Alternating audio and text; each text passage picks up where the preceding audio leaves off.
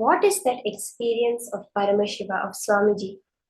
What form did Paramashiva appear as his Vishwarupa for you in the alchemy product?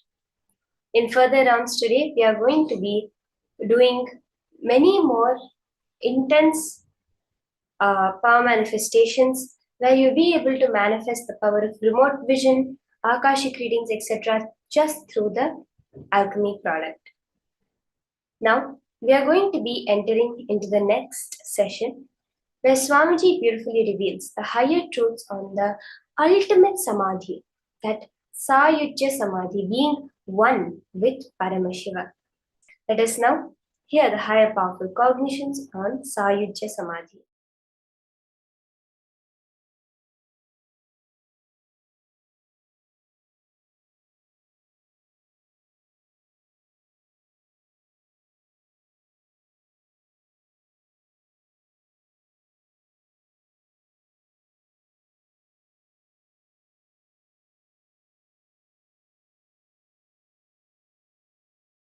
Understand, purpose of human consciousness is to manifest my being. Your body, mind, consciousness, everything is hardwired, programmed, created for manifesting my being.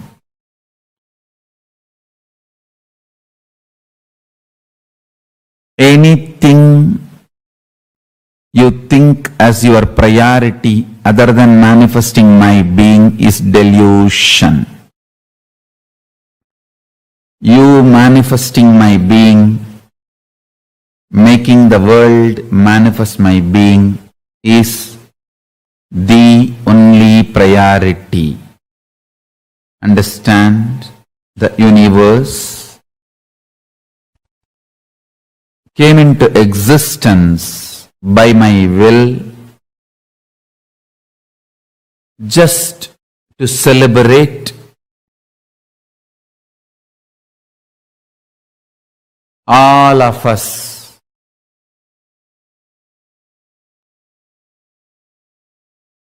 The togetherness,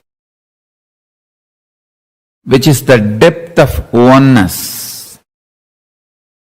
Oneness which is not falling into any delusion, even if that oneness becomes multi-level universes, beings, existence. Oneness never gets broken. Oneness never becomes multiple reality. Oneness never gets deluded.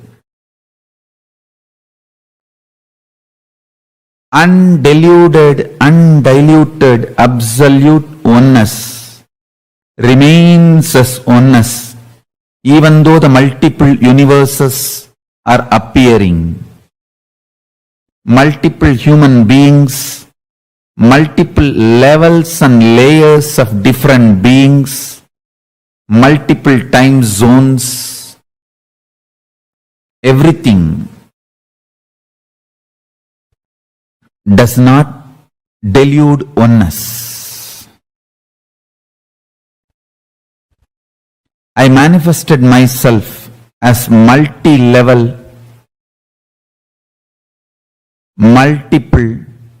multi-dimensions of the universe, and listen,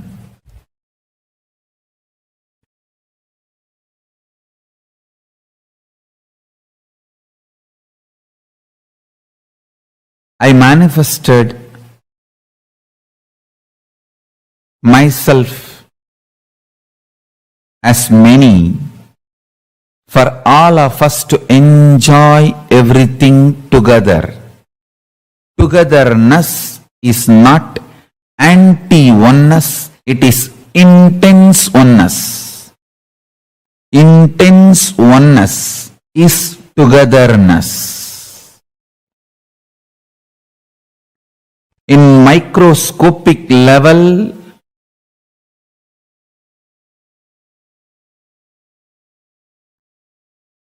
reality of oneness. In the macroscopic level, reality of multiplicity continues to remain rooted in oneness. When you go to the microcosmic level, it's pure oneness. When you go to the macrocosmic level, it is infinity. The infinity and oneness is same. Oneness is celebrating itself as infinity in multiple ways. When I manifest Paramashiva's being in you, neurologically, you will feel absolute unclutching.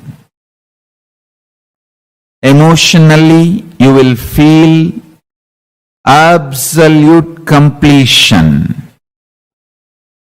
In your reality, you will be manifesting all powers of Paramashiva.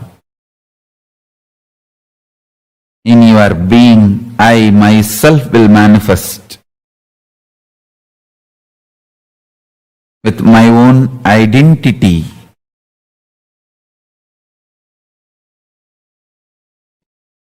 Your identity, empowered by my identity, is your real identity. Your identity feeling separated from my identity is powerlessness, delusion. Your identity empowered by my identity, your identity empowered by my identity as the source of your identity is manifesting my being. Your identity is not against me and my existence. Your identity complements my being. When you understand your identity complements my being,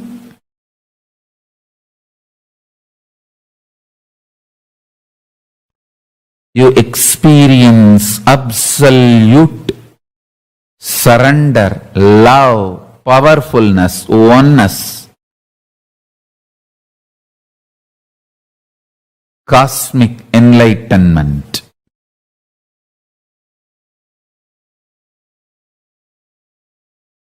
Oneness with Mahasadashiva.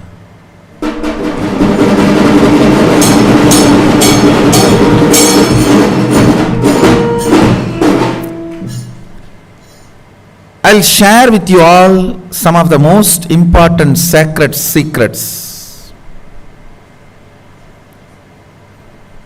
The way Sadashiva exists, the way you exist. If you understand this sacred secret, you will simply know your existence and Sadashiva's existence is in oneness. Understand? As long as you don't understand the truth of Sadashiva's existence and the truth of your existence, both will be separate. Both will be different, sometimes even opposite. As long as there is separation, as long as there is gap, as long as there is duality, contradiction, conflict, confusion continues to exist. If understanding about its existence comes to place,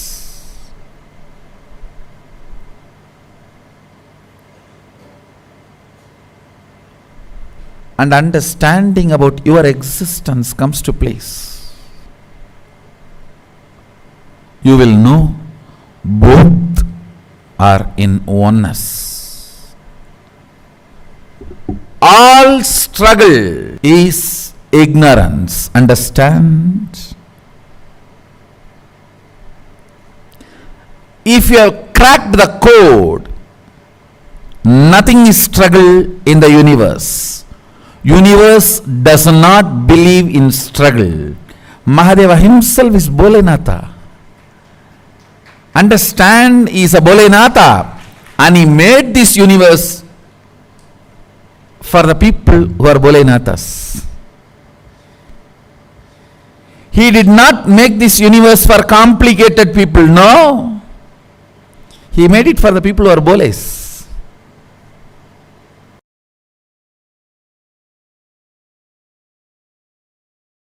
Understand?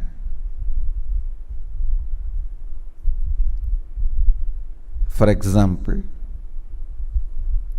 understand this example. A light. Take it for example, sun. Sun reflecting on the mirror. If the mirror is pure,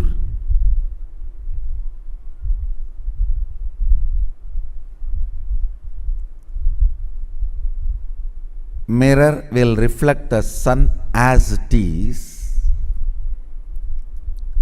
The reflection inside the mirror feels it is sun itself.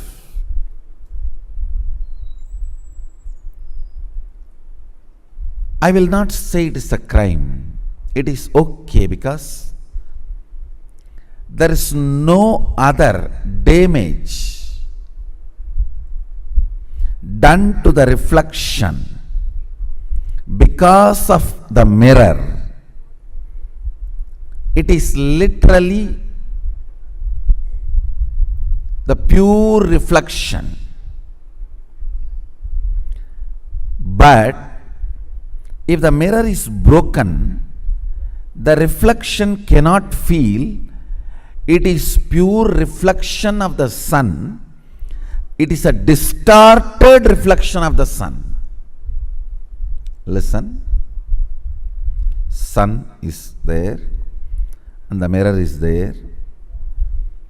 Sun is Sadashiva, the pure superconsciousness. The mirror is the system you are carrying. Physical, physiological, psychological, all put together. The system you are carrying is the mirror. Sun is the pure consciousness, Sadashiva. If your system is not broken, the reflection feeling, it is Sadashiva himself, is not wrong. Because there is no other component involved. You exist as sun exists. You don't exist when the sun does not exist. If the sun moves, you move. If the sun stays, you stay. So reflection in the pure mirror, feeling it is Sadashiva himself, is neither wrong nor completely reality. Surely it is not reality. Only when the reflection goes back to the source, it is one and the same. But reflection in the unbroken mirror, feeling it is sun, is not wrong. the reflection in the broken mirror cannot feel it is sun, because the other components are involved. The other components are involved. Understand? The moment the mirror is broken, reflection is distorted. Sun may be round, but the reflection will be, you don't know. It is dependent on the distortion in the mirror. Understand? Most of our body, physical, physiological, psychological, has become distorted. That is why the integrity seems to be so difficult and cheating seems to be so easy.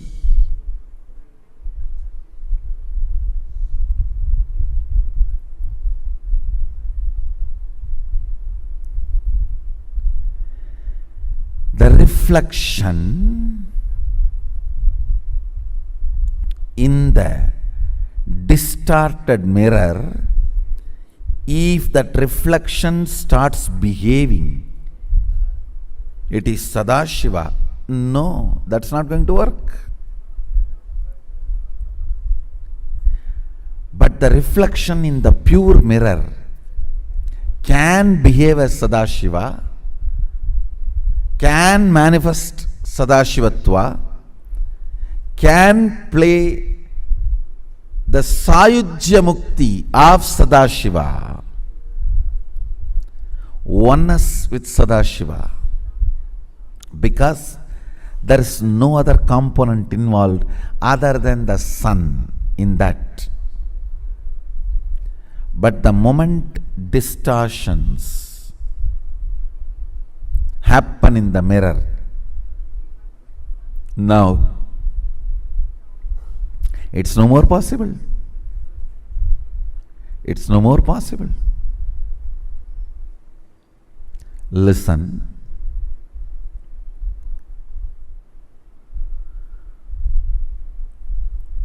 You can see these photographs and try to understand the pure reflection and distorted reflection.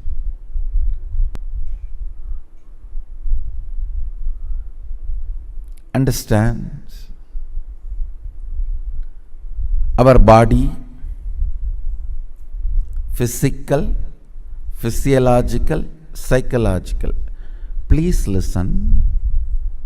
Not only your blood, flesh, bone are all matter, even your thoughts are matter. Your thoughts do have a weight, maybe micromilligram, but they have weight. They are mass, they are matter.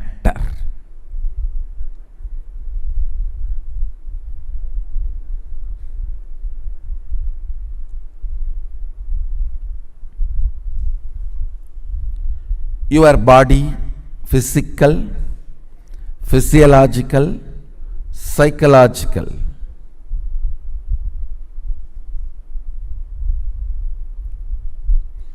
When the mirror you carry, see your physical, physiological, psychological, all the three put together only, I call as the mirror you are carrying. The mirror you carry, when it is broken, distorted, disturbed, the reflection will not be pure. You need to heal that.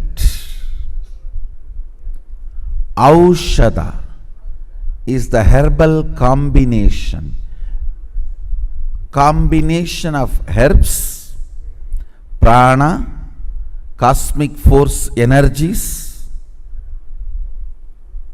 ultimately the Shaktipada of Sadashiva. Combination of all this is Aushadha. When it is used as prescribed by the Agamas, Shastra Pramana and Apta Pramana, and Atma Pramana, they heal the mirror you are carrying. They heal the mirror you are carrying. The more the mirror is healed, the more the reflection becomes pure. More the reflection becomes pure, more Sadashivatva manifests. Understand? It all boils down finally to the integrity to the source. If the mirror is not distorted, it is integrated to the source. More distortion, more lack of integrity.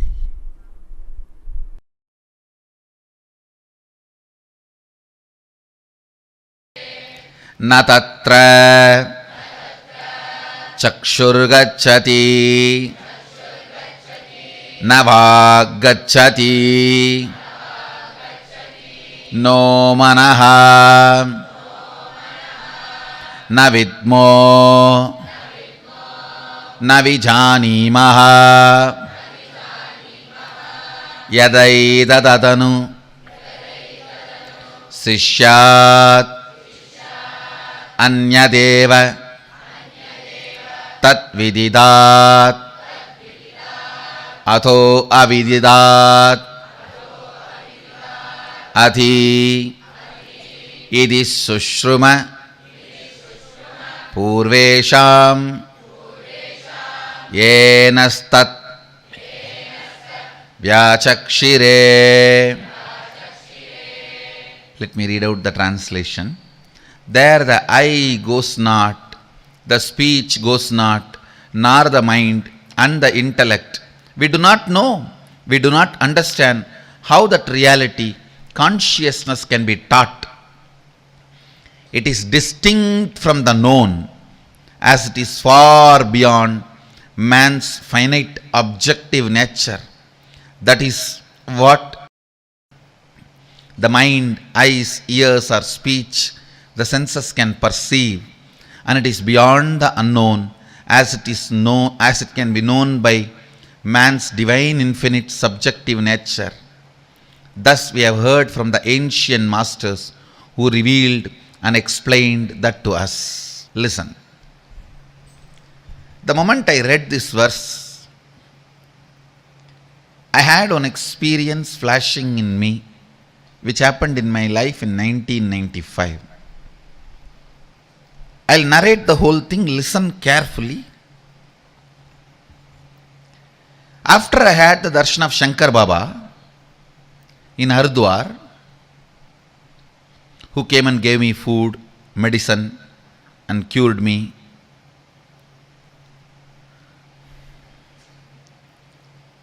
I was completely hale and healthy, blissful, running all over the Haridwar,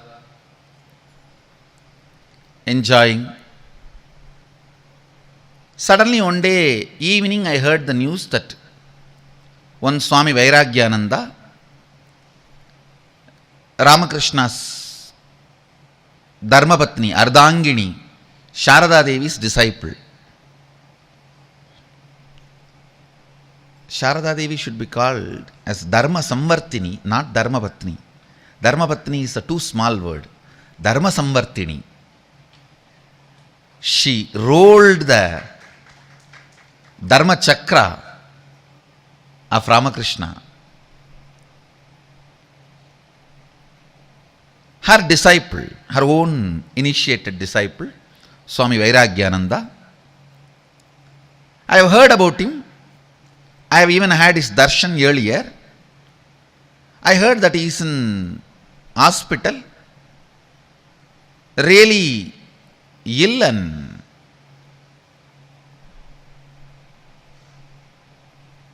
need to be attended.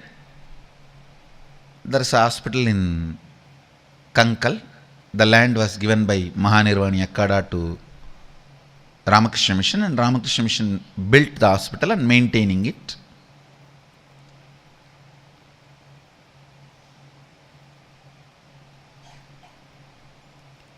In 17 places, Mahanirvani Akada has given land to Ramakrishna Mission.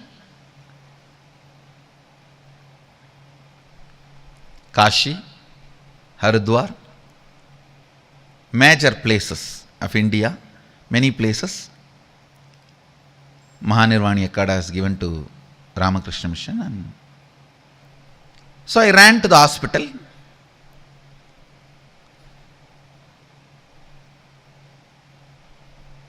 I had the opportunity of serving him.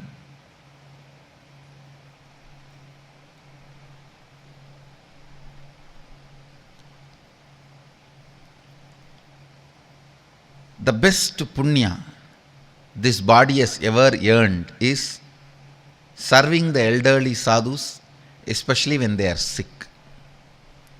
Cleaning up their one, two, without feeling hesitation or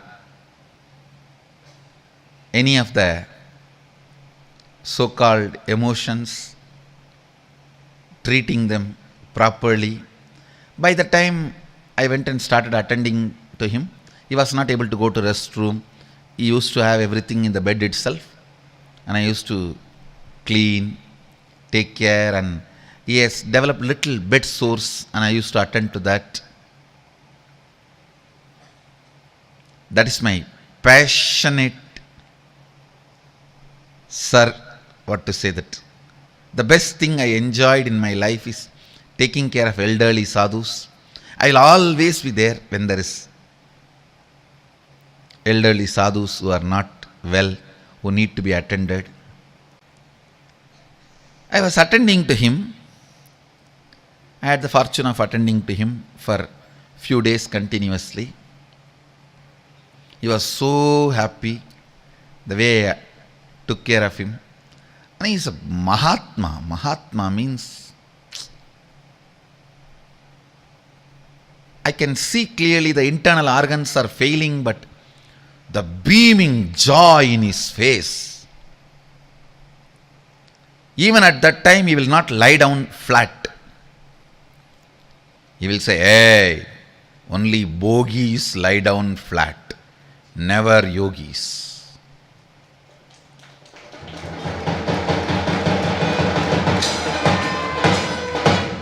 His internal organs are failing. He may be alive maximum next 24 hours or 48 hours, not more than 2-digit hours.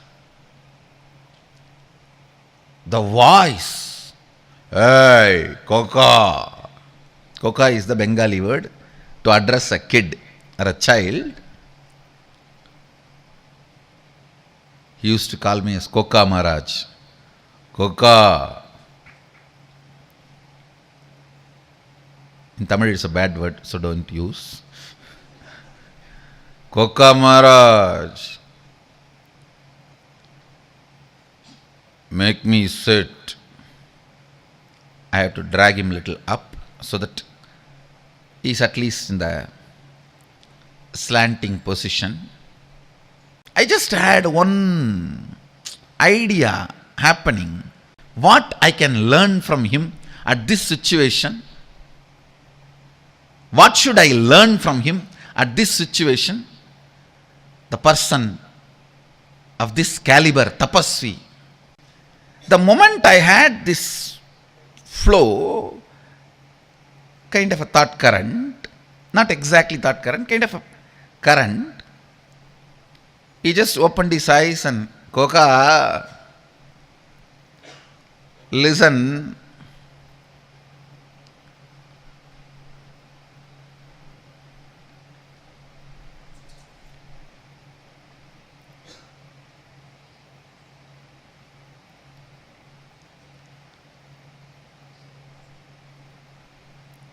If you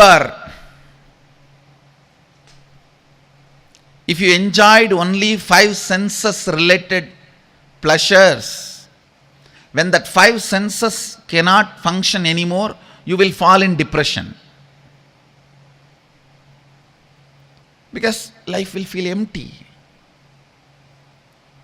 Then, if you enjoyed only kind of a thinking, the intellectual pleasures, like scientists, mathematicians, logicians, when that logic is failing, the powerful logic is giving way, you will fall into depression. He was narrating beautifully. Listen carefully. First listen. He was telling, if you are all the time hooked on to the TV, when your eyes fail, you will fall into depression. If you are all the time hooked on to the music, if your ears fail, you will fall into the depression. If you are all the time hooked on to the tongue, when your tongues fail, you will fall into depression. If you are all the time hooked on to physical pleasures, when your body fails, you will fall into depression. If you are all the time into these intellectual debates and brain candy, when that fails, you will fall into depression.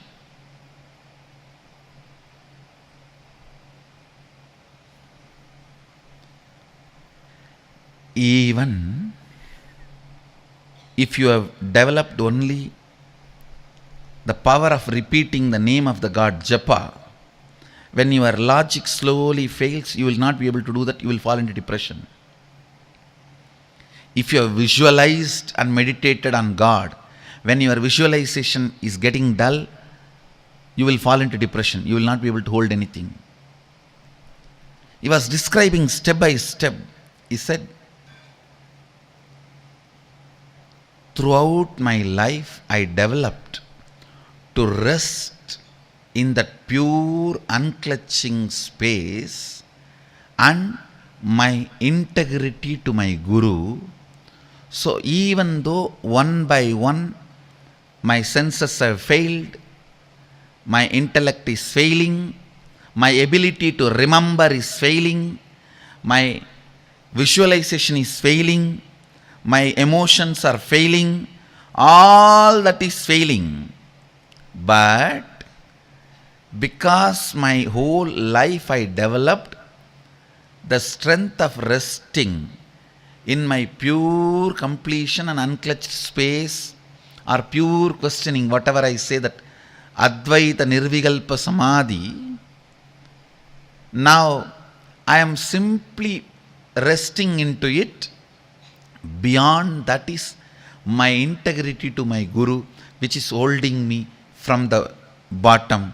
So I just know I am relaxing in right space. There is no depression. There is only joy. This is what you can learn from my life as lesson.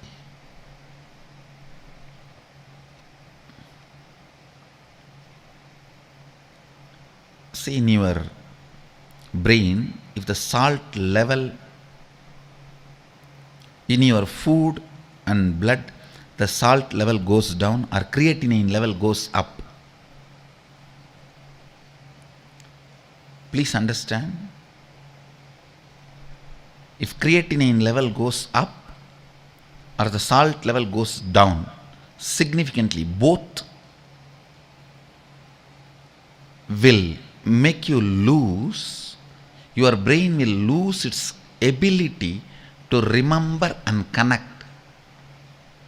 So even if you develop the habit of japa,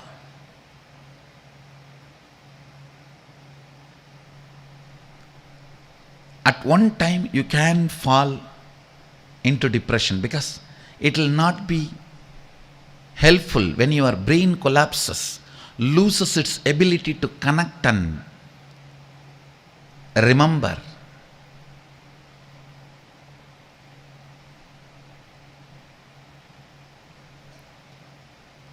The best thing you should develop in your system is your ability to be in the space of unclutching, Nirvikalpa Samadhi, the space of Sadashivoham, the space of perpetual completion, space of Sahaja Samadhi, space of Nithyanandoham, Whatever different words I may use, I mean only that space which is technically called by Sadashiva as Sayujya Samadhi or Sadashivoham or Nirvikalpa Samadhi by Patanjali,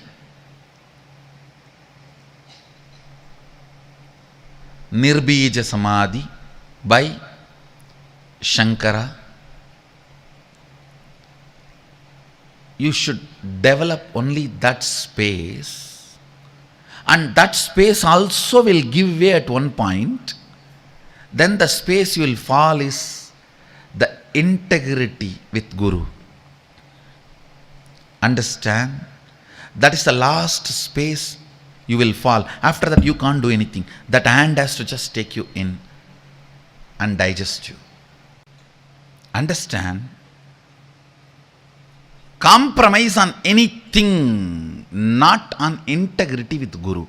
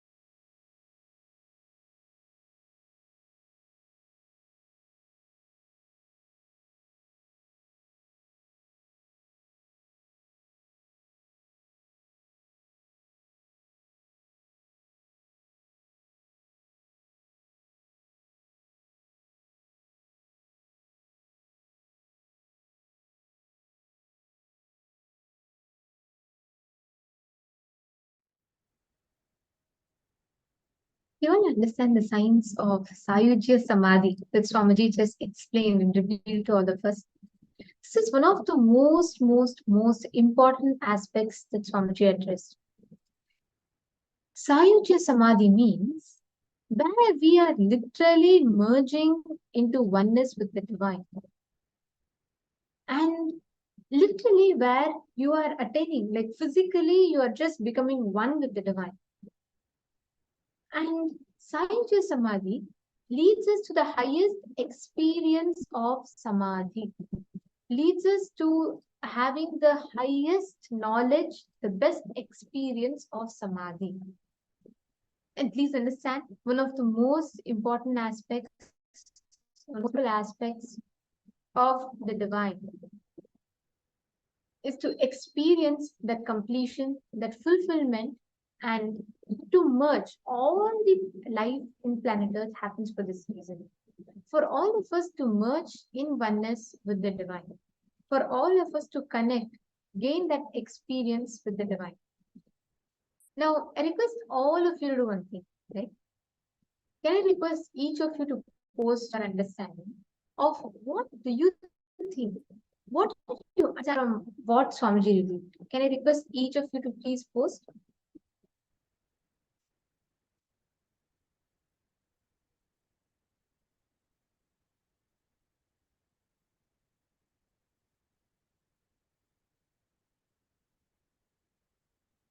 Great. Yes, can I request each of you to post, please?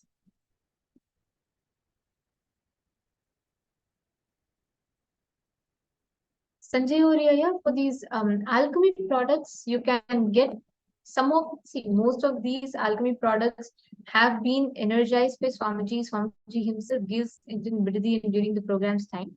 Right now, unfortunately, because we don't have that physical ecosystem, you can get mirror today and turmeric or sandalwood powder today. You can get your mirror, some mirror which you'll use only for power manifestation purposes, energized, and that can be used.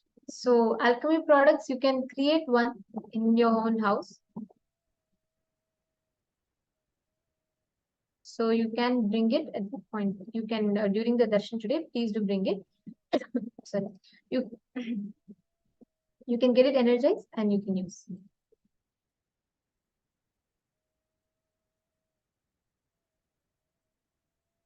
Maswat Lee Tan. Maswat Lee Tan. It will be attended to, ma. You will hear the response. The team will reach out to you. You can also call the person you are in touch with from Kailas's Ministry of Department of Human Services. So please, you can reach out to them. But from our side also, we will be attending to it. But don't worry, Pada Puja will be starting very, very soon, actually. So we'll be attending to it. Ma. Just stay tuned with us. All right. So now I have something very exciting for all of you. See, ultimately, for us to manifest the space of Sayujya, right? One of the most important aspects is experiencing the Kundalini awakening. And now we're all going to be doing a very powerful Kriya, which is going to be working directly on awakening our Kundalini and helping us connect directly with the divine. So, shall we all start? First, we are going to be listening to the video where Swamiji is himself revealing the technique. Right after that, we will be having an Acharya who will guide us through the Kriya, and I request all of you to sincerely do the Kriya along.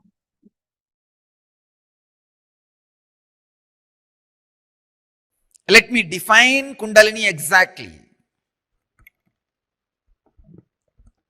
especially for the sake of newcomers. Kundalini is an extraordinary inner potential energy which is in every human being. Once awakened, not only can bring tremendous physical health and mental health and emotional fulfillment, can bring extraordinary powers, can manifest extraordinary experiences and powers in your personality, extraordinary joy in your personality. Please understand, when systematically awakened, it can add to extraordinary power, strength, energy. I'll now initiate all of you into this powerful Yan Kriya, which is a direct process for awakening the Kundalini.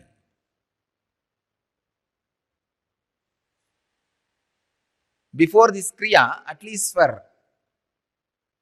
10-20 minutes, don't eat or drink anything because your body needs to be a little free. Let me enter into the Kriya initiation. Please understand. I'll give you the instruction now. Don't do now. We'll start next. The first step. Please understand. It is one of the most powerful, sacred secret from the Saraswati civilization directly. I do not know how many thousands of years before this secret was discovered and evolved. to awaken the intense inner potential energy of your body and alter the very basic unit of your body, which you may call as a DNA or molecular or genetical system, whatever you call it, to alter the whole thing for good.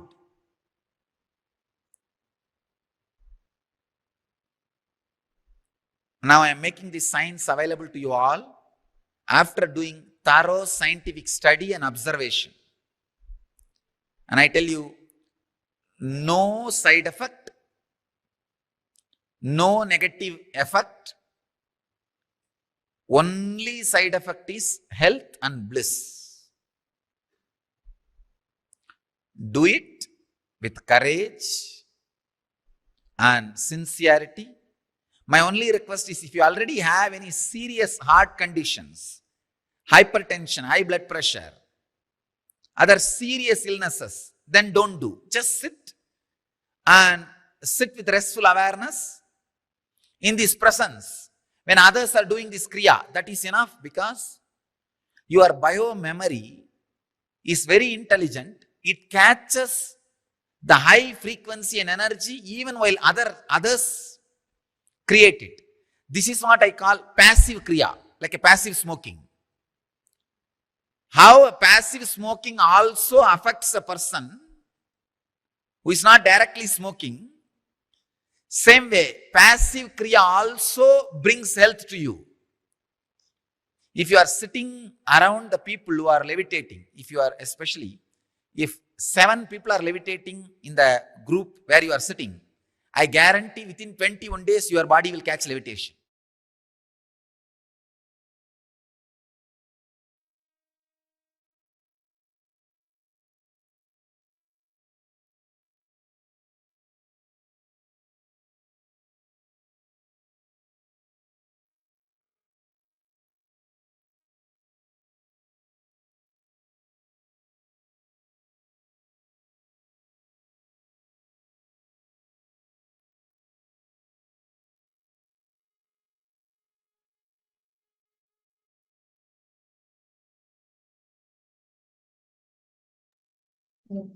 Nithyananda, let us all now get ready to do the Kriya. I request all the participants, every one of you, to please settle down. Like Swamiji said, please do not drink or consume anything for some time. I request everyone to settle down.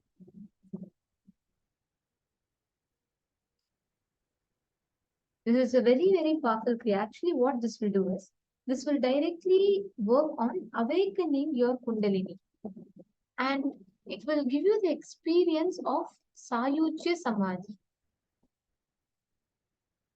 In the first step, you're going to be sitting. I request everyone, this consists of 7 steps.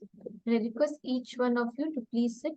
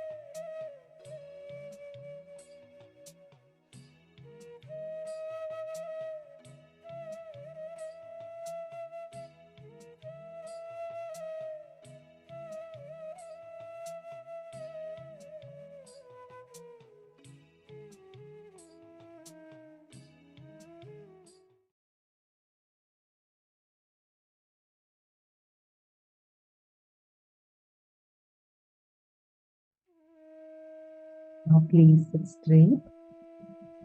We are now going to be guiding the steps, and we are going to be having Ma Shambhava, who is going to be conducting the Kriya, demonstrating the Kriya and showing it to all of us. Please sit straight.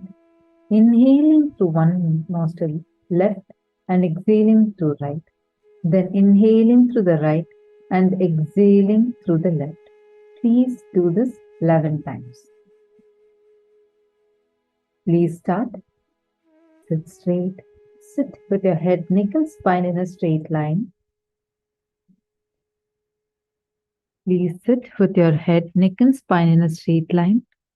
Inhale through your left and exhale through your right nostril. Again, inhale through your right nostril and exhale through your left nostril. Please do this 11 times. Please start. Inhale as slow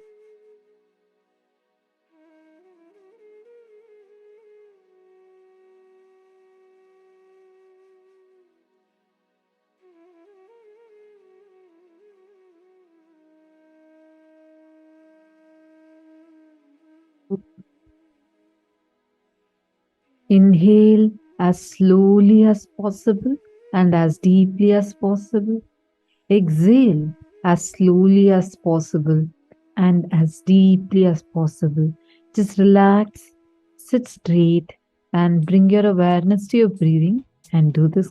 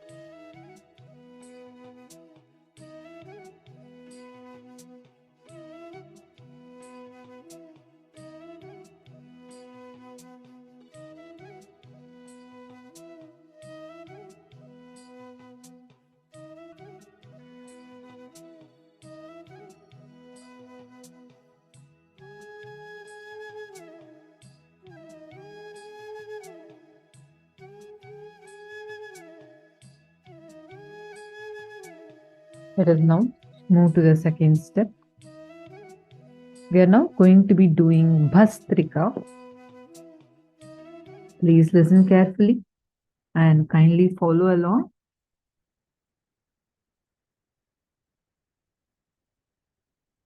Bhastrika means pull your lower abdomen in and up.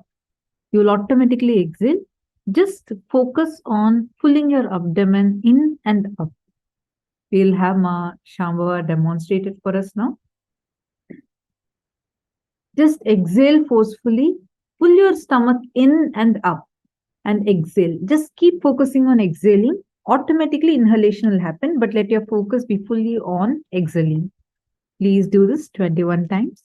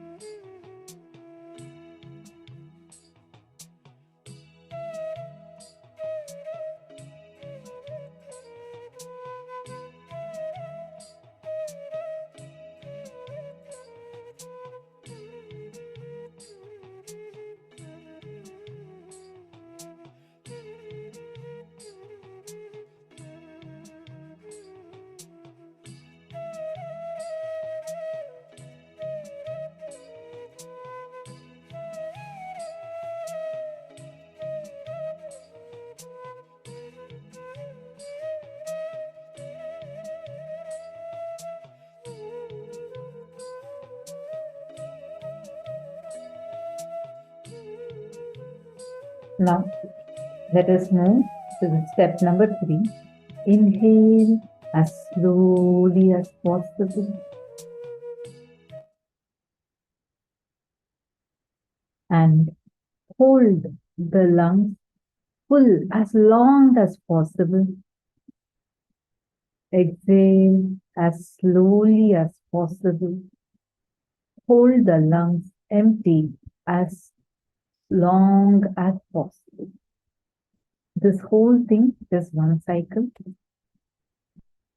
I request everyone to do this now.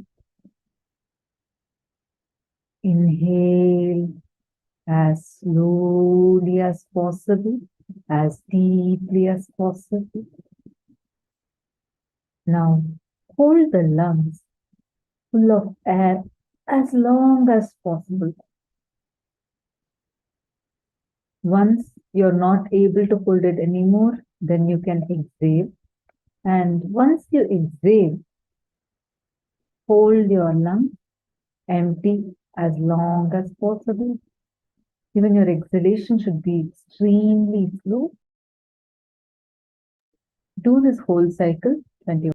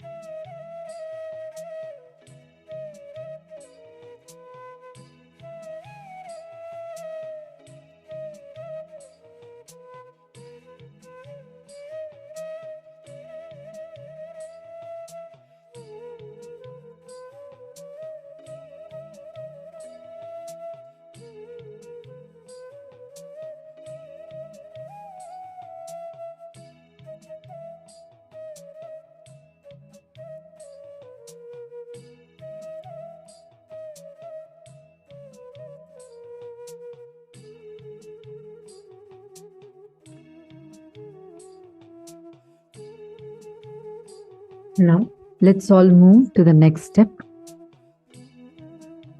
Please lock your hands and the senses. Your thumb should be on your ears. We'll have Ma Nithyananda showing us the step now. Lock your ears with your thumb. Your index and middle finger on the eyes. Ring finger on your nostrils and the little finger on the lips. Please follow along as Ma Shambhava is showing it to us.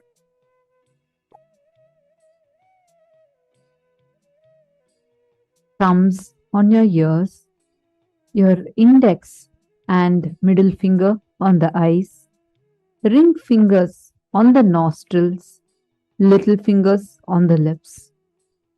Now, suddenly block all the five senses, including breathing. After some time, you will feel the suffocation where you feel like you cannot hold it anymore. You will feel as if you're going to faint. Then relax your nostrils and allow the body to balance. Just freeze everything, including your eyeballs. Freeze all the senses. Your thumb should lock your ears, and the index finger and middle finger should lock your eyes. Ring finger should block your nostrils, and your mouth should be closed with a little finger on it. Just freeze. Block all the five senses, including breathing. When you're not able to hold it anymore, relax.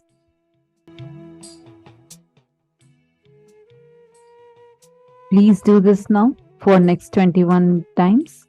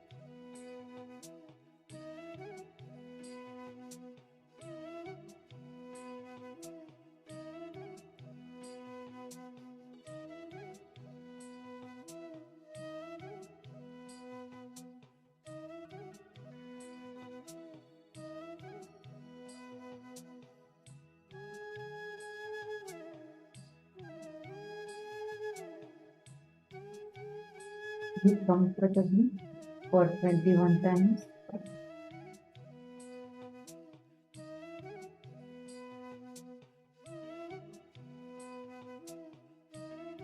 Touch all your senses and hold it for next as long as possible until the time you almost feel like suffocating. Till then, please freeze all your senses.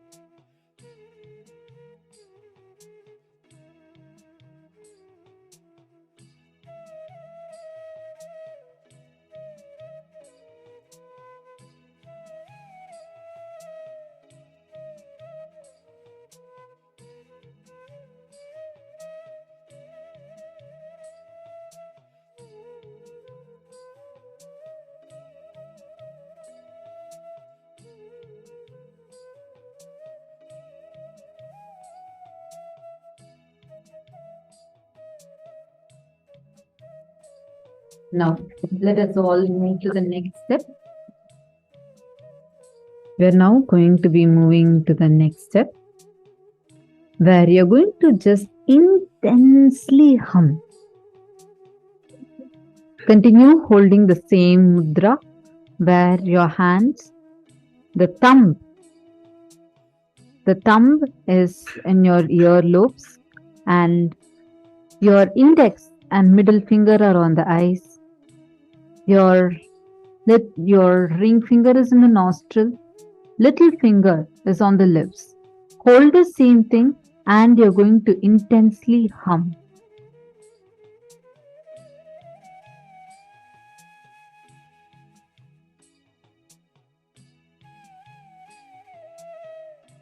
Just the intense humming. I hope all of you have finished the previous step. Now just sit and intensely do the humming. Please start.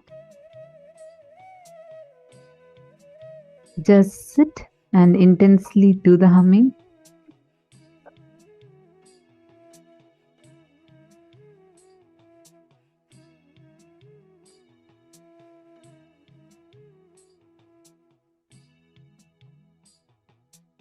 Just hum.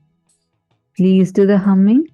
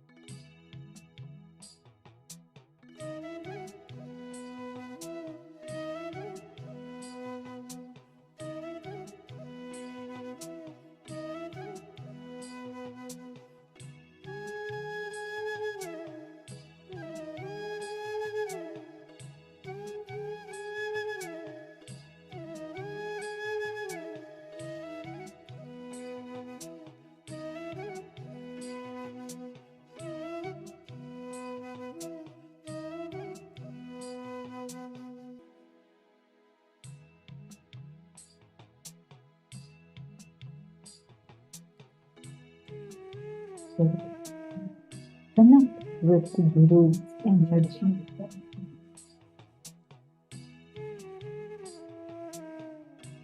Receive it fully and empty it down to the earth, where you become a channel for the energy to flow through you.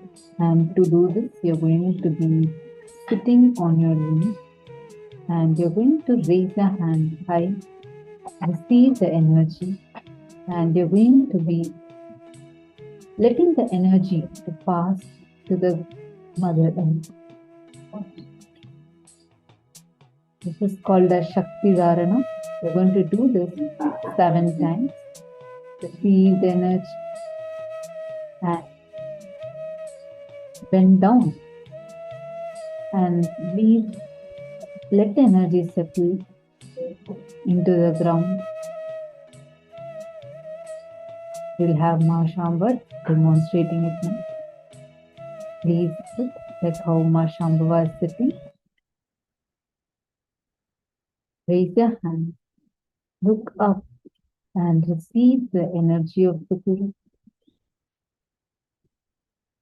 Let it flow through all your chakras. Let it fill you. Become the channel for that energy. Bend down to the ground and let the energy pass to the Mother.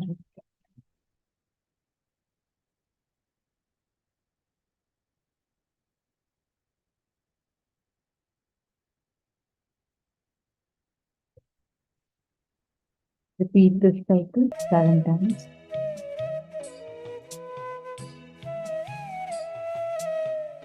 Again, get up, receive energy.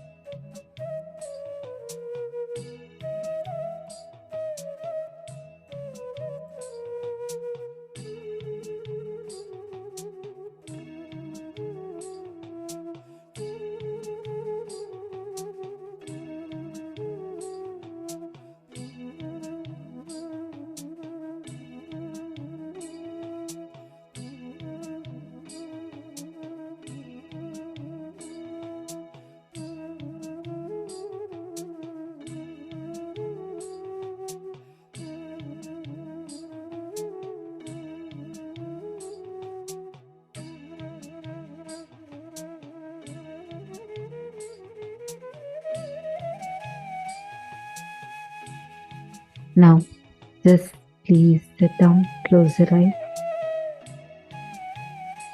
In this step,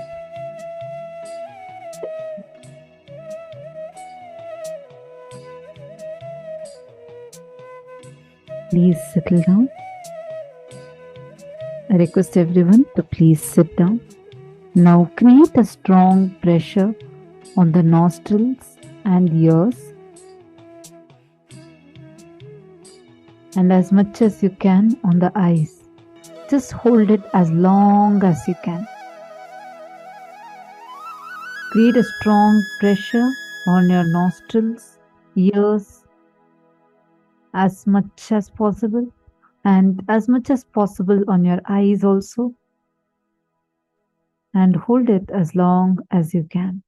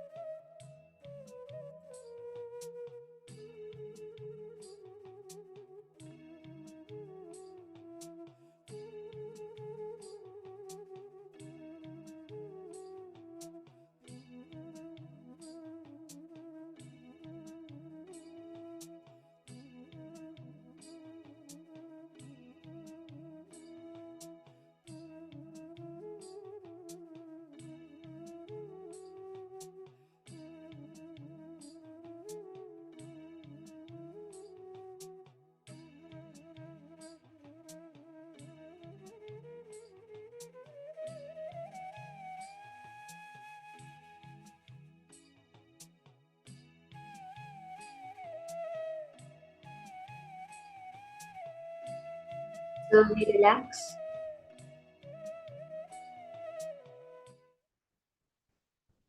Slowly relax. You can open your eyes. You can relax the pressure. Settle down.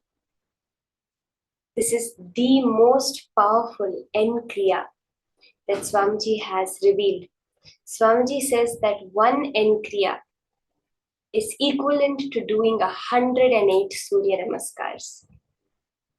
We have the process of doing the Surya Namaskara, the 108 times. One end Kriya, which you have all just now gone through, is equal to that.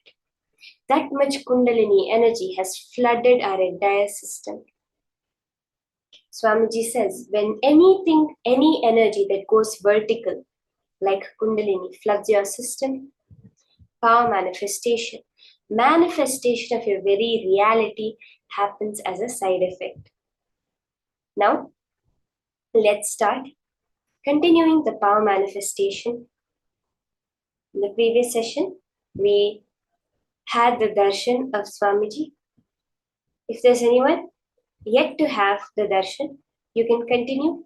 Swamiji reveals that for the whole science of alchemy products, each and every time you manifest it, you start by getting the darshan of Swamiji and then bowing down to that form of Swamiji in the Krishnashila, in the mirror, in the alchemy products, and then move on further to the manifestation.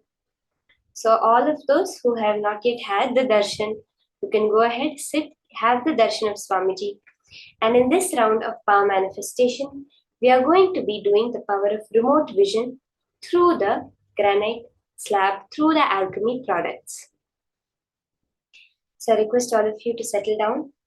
You can drink some water if you want, because all this pranayama and all creates so much energy, so much of heat in the body. So you can drink some water and get your alchemy products ready to start this round of manifestation.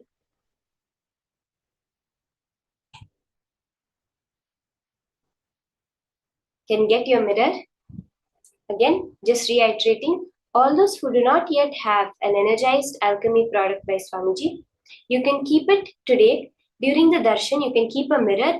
Ensure the mirror you're using is going to be only for the power manifestation. You will not be using it for any other purpose.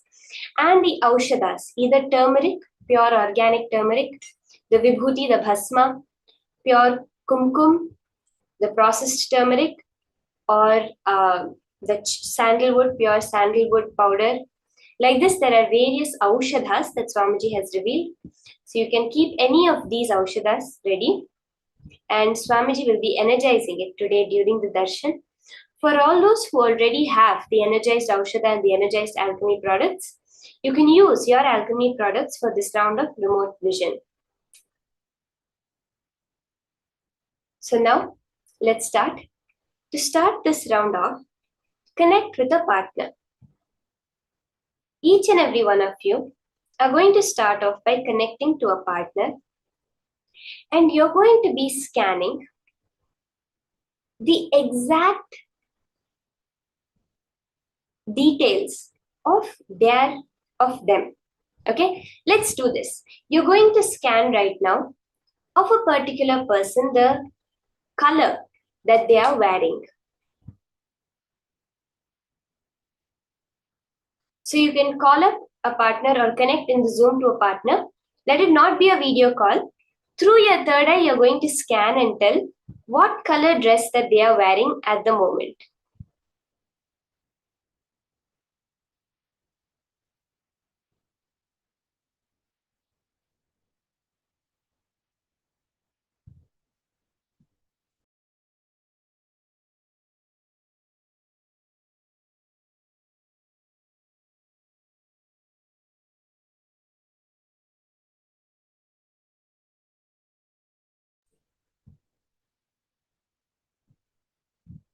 You can connect, and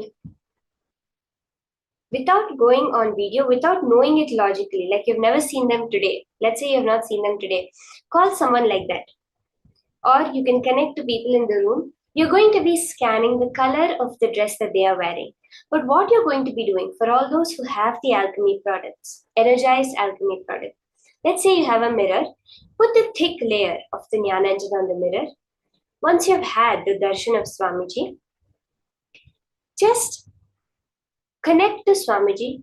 Do the pure space of unclutching. Chant the Mahavakya. Connect to Swamiji and let Paramashiva reveal to you in that mirror what is the details of the color of the dress that they are wearing currently. Paramashivoham. Om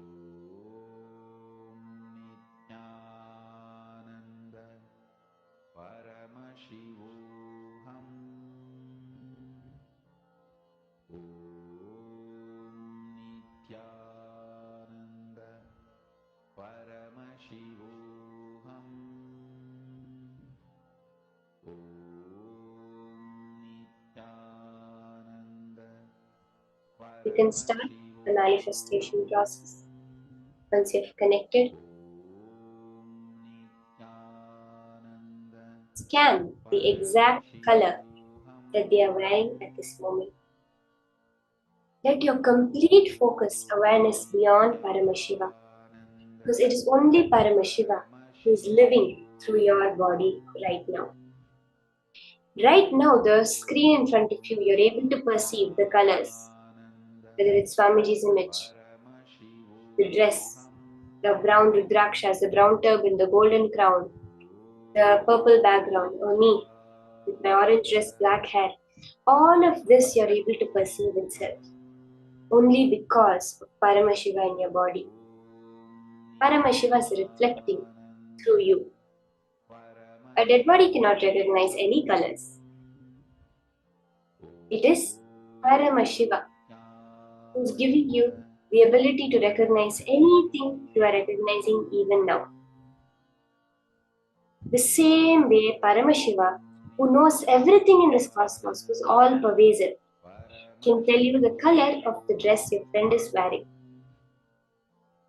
Connect completely to him. Surrender completely to him. Sit as Paramashiva, as Swamiji himself. Your being is not different from Paramashivas with 25 heads, 50 hands, and 75 eyes.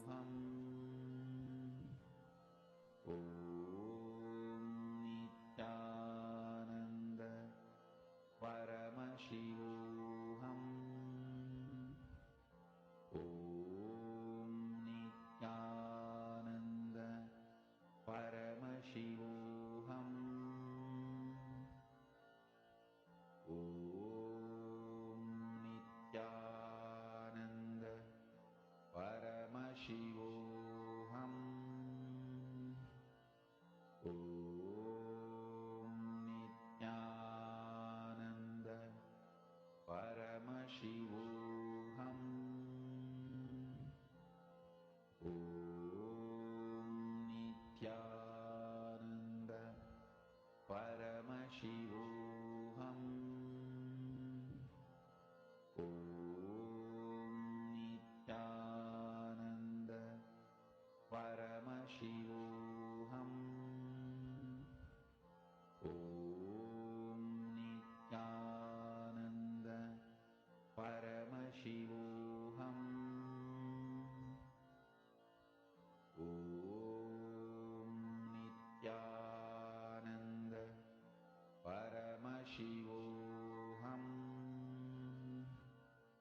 Om Nithyananda.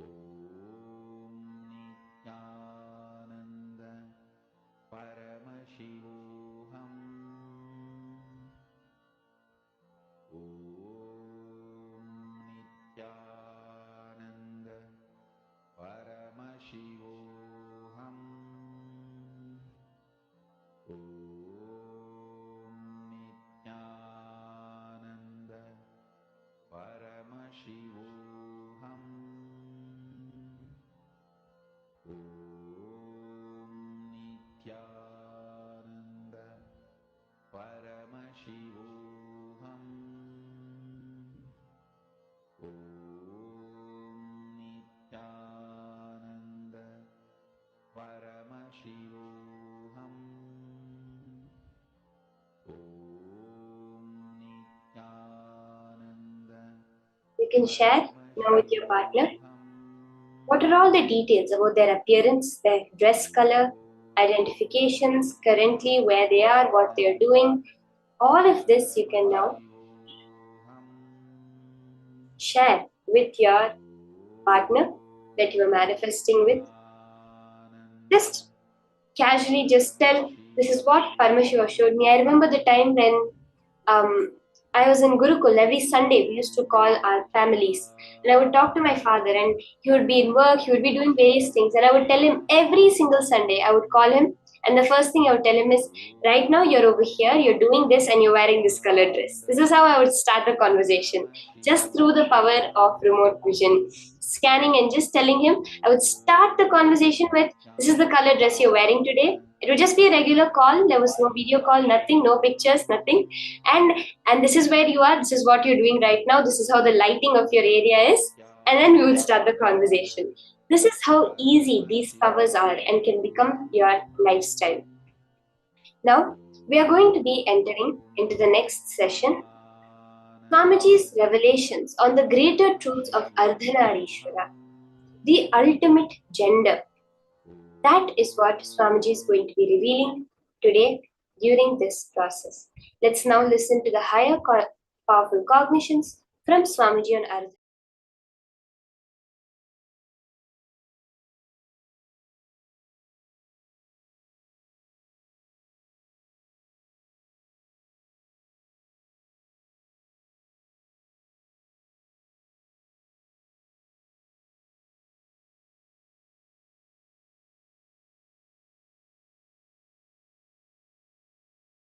The social concepts and definitions of gender, gender related issues,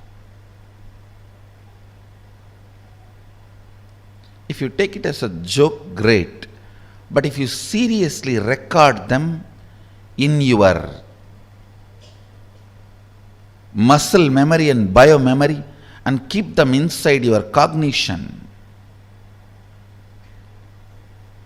it can be dangerous. Please listen, it can be dangerous. When a male body made to believe certain concepts of masculine, certain concepts of being a male by the society, the kind of a tension that muscle memory, biomemory goes through, the kind of a suppression it goes through, the kind of expectation it has about the other gender, the kind of incompletion it suffers and craves for the suppressed part,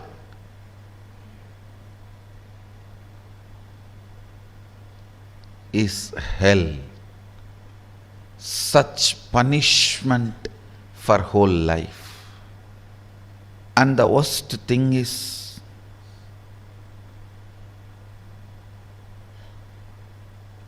whatever you suppressed in you declaring yourself as the male and avoiding anything other than so-called male, you will be searching for it in some other muscles which you will never find. Which you will never find. And this seeking goes on, tortures the person who is living with you, who has committed their life to you. It is like you torture the other person. The other person, she has her own suppressions. She is also product of the society, unenlightened resources. She has suppressed tons of things in the name of she being a female. So all that she is searching in your muscles.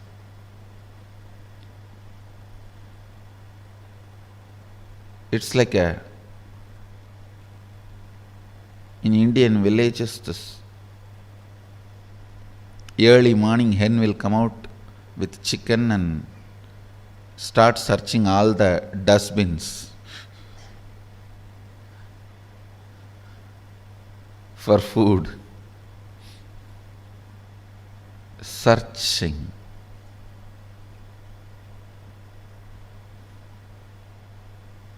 Searching in others for the suppressed component in your muscle. Searching in others for the suppressed component in your muscle.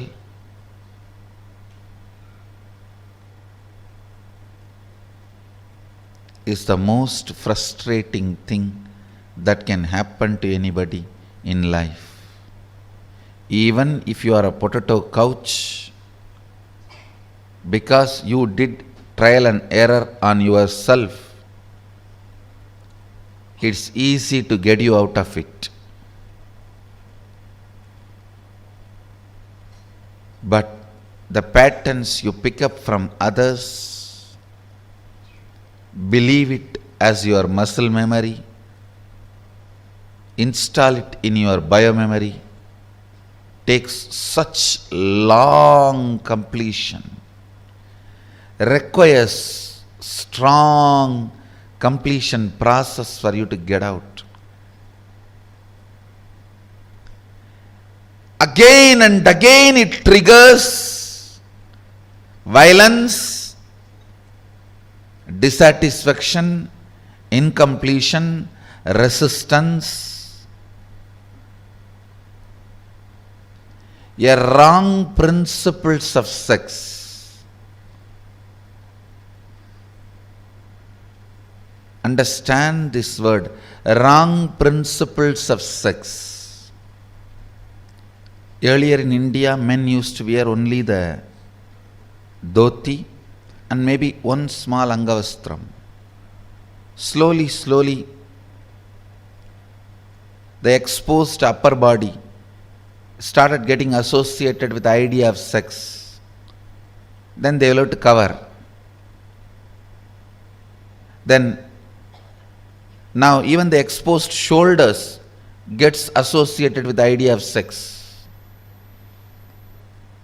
I don't know when the exposed eyes and the nose are going to get associated with the idea of sex. And then you have to wear complete covering.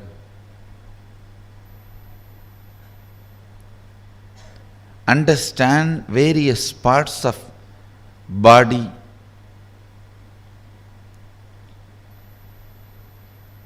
triggering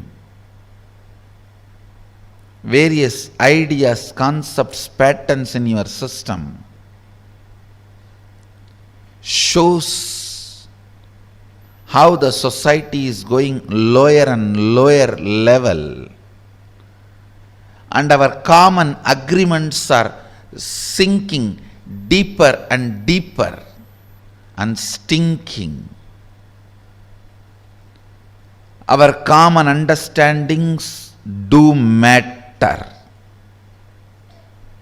our common understandings do matter, because knowingly or unknowingly, even if you understand the higher principles, in your day-to-day life you are forced to live the common understandings.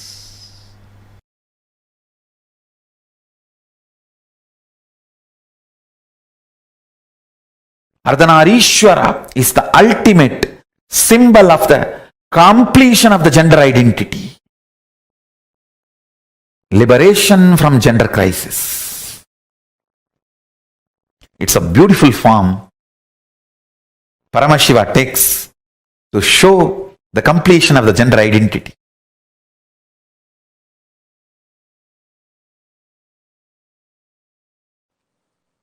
Each manifestation of Paramashiva is one of the dimension which includes whole Paramashiva. Listen, Ardhanareeshwara does not mean he is only Ardhanareeshwara. Ardhanareeshwara is the manifestation of complete Paramashiva. You should know that even if you achieve any one manifestation, you achieve Paramashiva. If you achieve Nataraja, you achieve Paramashiva. If you achieve Lingarupa, you achieve Paramashiva. You achieve Kalabhairava, you achieve Paramashiva. You achieve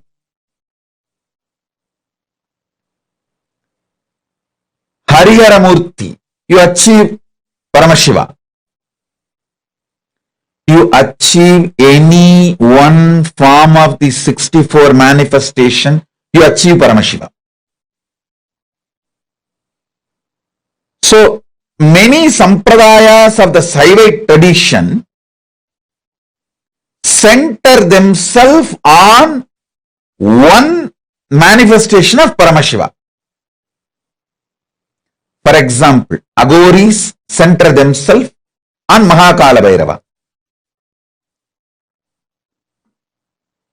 Veerashaivites center themselves on Lingarupa and Veerabhadra. Each sampradaya centers themselves on one form of Paramashiva. Tantra sampradaya centers itself on Ardhanareeshwara. So understand,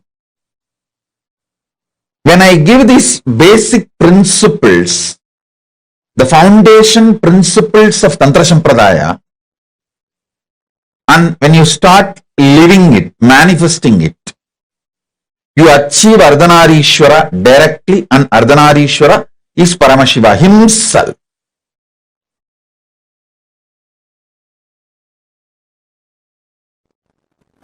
The word Tantra simply means technique, methodology. In Sanatana Hindu Dharma, all methodology for manifesting the state, space, powers and being of Paramashiva is called Tantra. That's it. Please understand. State, space, powers and being of Paramashiva, manifesting that is called Tantra. Any methodology adopted for that purpose is called Tantra. In course of time, it got associated with multiple traditions like Shakta, Bauddha, Samana. In multiple sampradayas, orders, traditions of Hinduism, it got identified, associated, started having different connotations, and then comes the anti-Hindu narratives, anti-Hindu forces, Hindu-phobic forces contains this word and boxes it inside gory sexual activities and orgies. Without any understandings and reality, I tell you, Tantra is the most anti-sex practice. In real tantric practice, whether you do it with your own being or you do it with some beings outside, it just liberates you from everything felt as a need or urge. Understand? Food is not wrong, but urge pushing you to eat is wrong. Sex is not wrong, but the urge making you lose your balance and your integrity and pushing you to do the act is wrong. Understand? Anything which breaks your integrity is wrong, not the act. Last few days satsang I was insisting on cutting down the solid food intake. Bring it to 10% of the calorie which you are consuming usually. Just 10%. If you used to consume 2000 calorie, bring it to 200 calorie. If you are used to consume 1000 calorie, bring it to 100 calorie. It's almost like I'm asking you to do fasting. Just increase the liquid and balance your routine. Understand? If you have started practicing, you will realize not having solid food, so much of irritation, anger, all the non-integrity emotions manifesting in you. Tiredness will disappear, boredom will disappear, but suddenly you will feel too much energy and you don't know what to do. I tell you, eating is not wrong, but the urge pushing you to eat is wrong. And sex is not wrong, the urge which makes you lose your integrity for sex is wrong. Tantra works on completion, making you manifest the state, space, powers and being of Paramashiva. Listen carefully. Multiple, various techniques to experience the state of Paramashiva, like unclutching, completion, to experience the space of Paramashiva, like integrity, authenticity, responsibility, enriching, causing, to experience the powers of Paramashiva, oneness, initiation, aushadha, mani, mantra, aushadha, to manifest the being of Paramashiva, diksha, ultimate initiation, communion, oneness with Guru, who is embodiment of Paramashiva, makes you manifest the being of Paramashiva. All these various levels, multiple techniques are adopted, methodologies are adopted. All of them are basically called as Tantra. Understand, Tantra is the most anti-sex, most anti-sex tradition. If you believe, if you are told Tantra is the sexual tradition, you are cheated. Be very clear, you are cheated. The kind of the feeling grounded you need to have, never to have tears tears in your eyes can happen only by Tantra. When you are grounded, complete with all the emotions of body shaming, good, bad, right, wrong, everything need to be cleansed. All the toxic ideas inserted into your system, shame, guilt, about your body and how you look and how you feel, and the ideas of sex, gender, everything, all the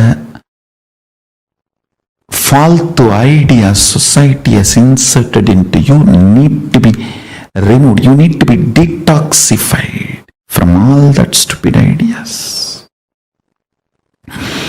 That's the only way. That's the only way you will get grounded and become a real Rudraganya. Every man should become a Rudra and every woman should become Rudraganya. That is Tantra. Every man should become Paramashiva, every woman should become Parashakti. That is Tantra. Paramashivoham will give you precise understandings about Tantra, deep understandings about Tantra constantly. You demanding yourself and behaving even with yourself as Paramashiva and manifesting the qualities and state, space, powers and being of Paramashiva continuously in your actions, in your life, in your thinking, in your emotions, everything. That is Tantra. That's all is Tantra. Understand? Life in all its possibility manifesting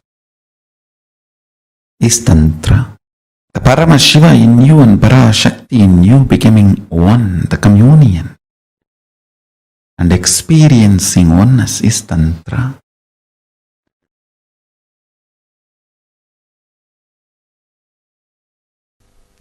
A very powerful incident happened in my life.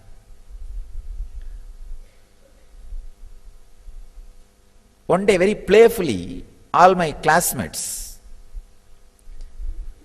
wanted to have a debate with me.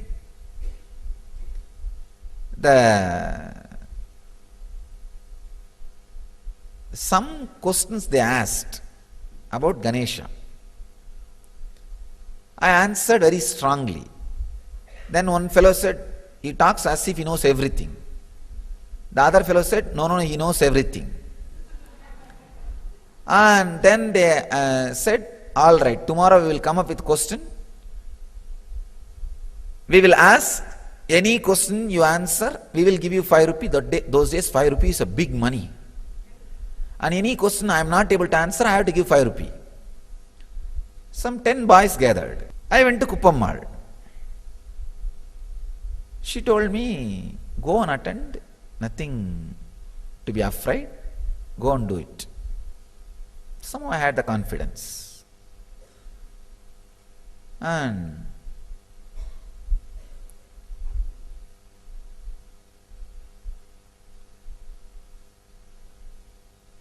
I did not even have the thought, if I don't know some answer, what will I do?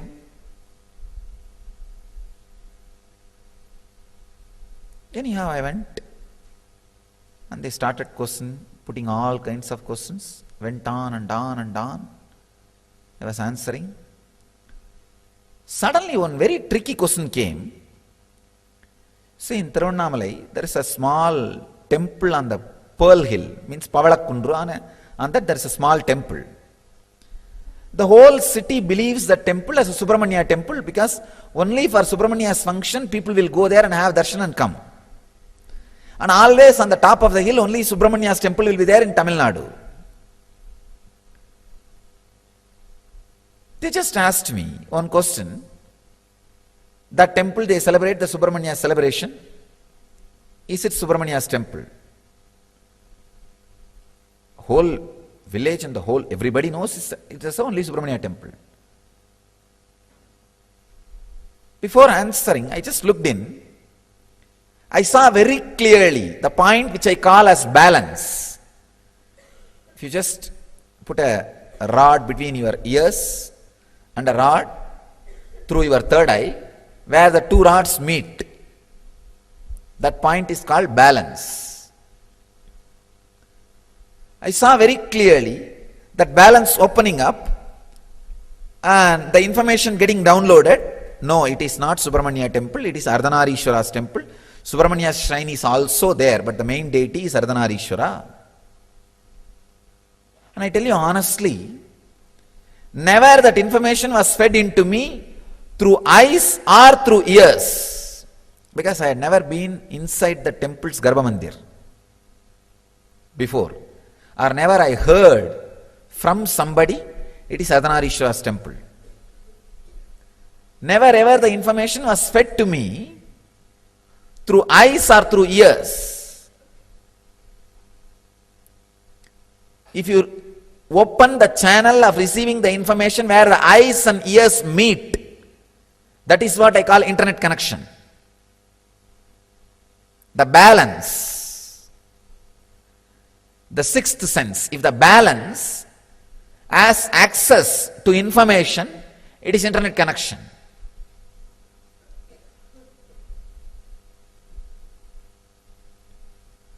Your eyes are like web camera.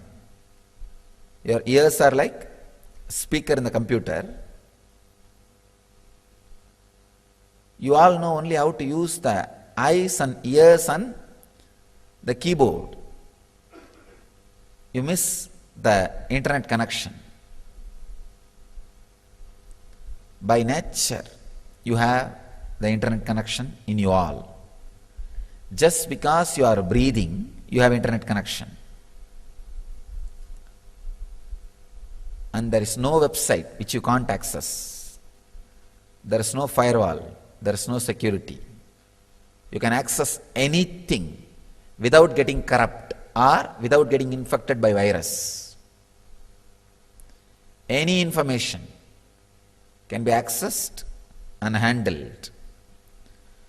I saw very clearly that information being happening, and I responded. One boy who was there, he got really frightened, because any normal person goes to the temple, usually the temple will be open only during some celebration. During that celebration time, always the Subramanya will be kept in the front. So nobody will have the access to the Garbha Mandir to go and even have a look of the original deity. You are shocked. And I saw really that fellow got shaken so much.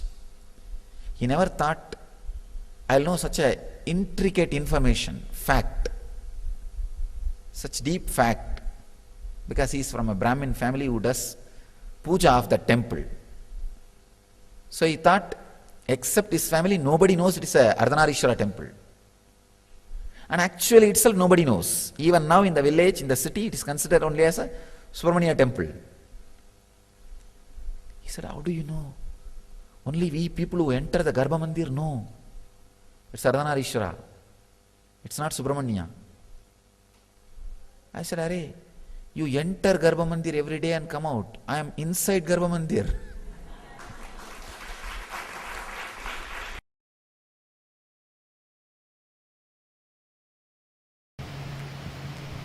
An enlightened being cannot be constrained into, first of all, one body. Forget about constraining me into one gender. In Vedic tradition, we call enlightened beings as transcendental gender, not transgender. Transcendental gender. Neither male nor female or gay or lesbian or transgender. It's a separate kind of a body. We call it Divya Sarira, which reflects the way you want to see, you will go on be seeing it. The way you want to perceive, you will be perceiving it. the way you want to enjoy, you will be enjoying it. So it is even in language, words, Sanskrit gives exemption from all the grammar, rules, everything to enlightened beings. The Sanskrit grammarian, he says, enlightened beings are trying to express something which can never be expressed through words.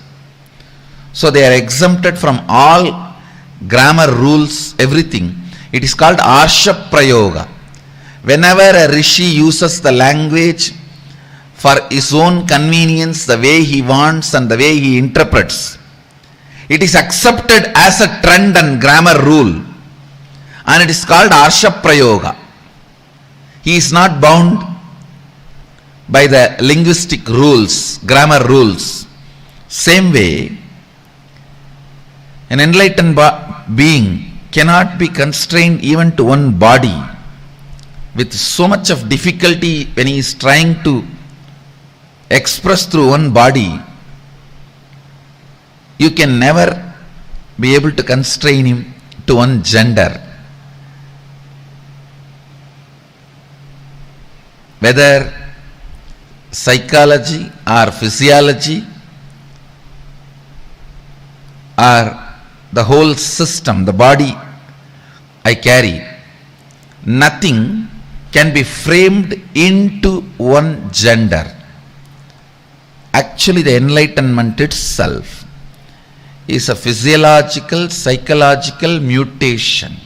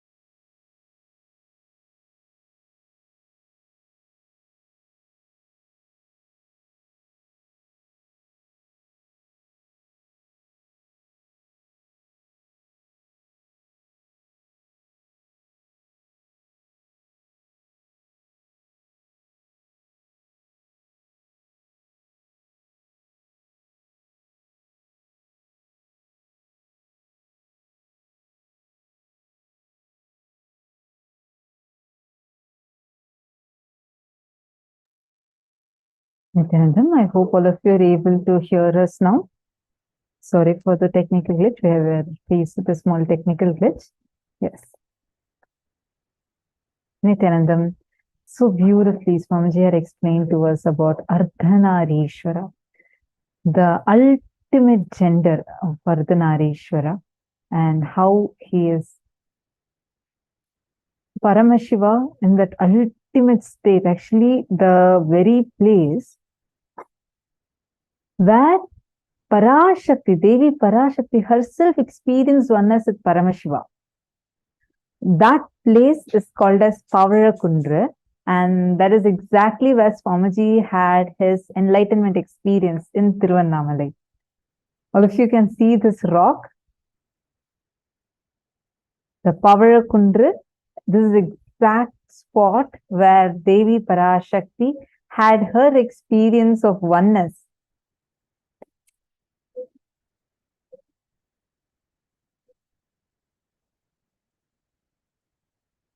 Nithyanandam, are all of you able to hear me?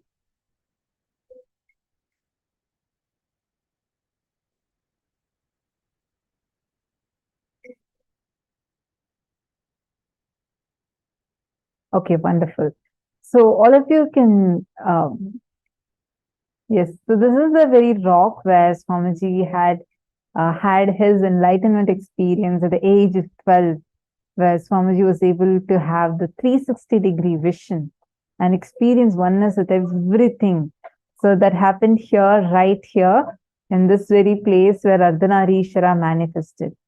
See, Ardhanareeshwara is transcendental gender. We are familiar with our normal understanding of genders, and we call some set of people as transgender. But that's completely different. Transcendental gender is where you're neither male nor female nor any transgender. You're beyond all of these. And this happens where the level of completion, that depth of completion, reaches up to your very bio-memory. All the mental and physical disorders are due to the parasite within our bio-memory. And when the bio-memory is awakened and it is experiencing that complete completion, you will start manifesting being a transcendental gender.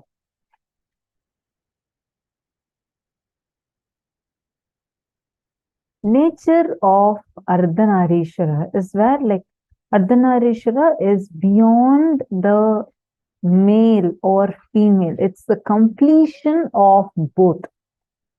Are all of us understanding? Can I request all the participants to take a few minutes and type your understandings and posts?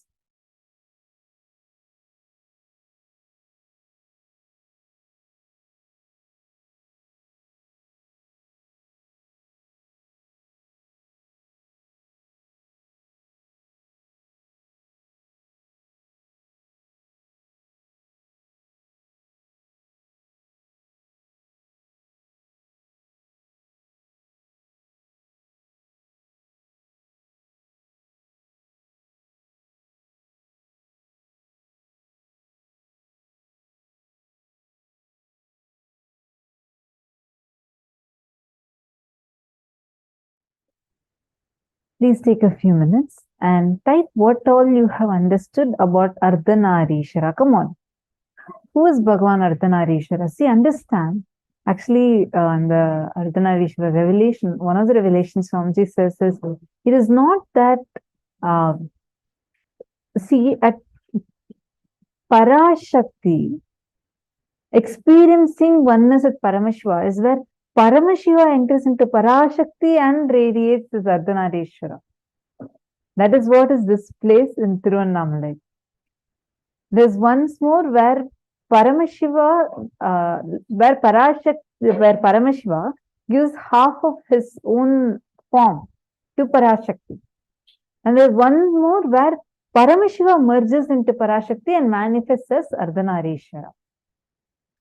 So that is the second is the form that we all are seeing here in Tiruvannamalai. That's the very spot where it manifested. And why we are learning about Ardhanareeshwara? See, understand, all of us have certain amount of male component in us and certain amount of female component in us. The problem is actually about almost 10 years before, Swamiji said, in the next 5-6 years, the biggest problem humanity is going to be facing will be gender identity issues. No one understood, and Swamiji told us in 2012, 2013, people didn't quite understand. But today we are seeing this gender identity related issues. It's like, for many, it has become like such a crucial issue. Parents are worried about their children, and many children feel their parents don't understand them, and it has become more of a political subject, and people feel the whole world seems to be divided into either for LGBTQ or against LGBTQ, but gender is not about that. It is about identifying you and getting into completion with you. When you manifest Ardhanareeshwara, the suppressed parts in you would get completed. How many of you are understanding this one line? Every one of us do carry. Like, for example, if you are a female, you do carry 49% male and 51% female in you.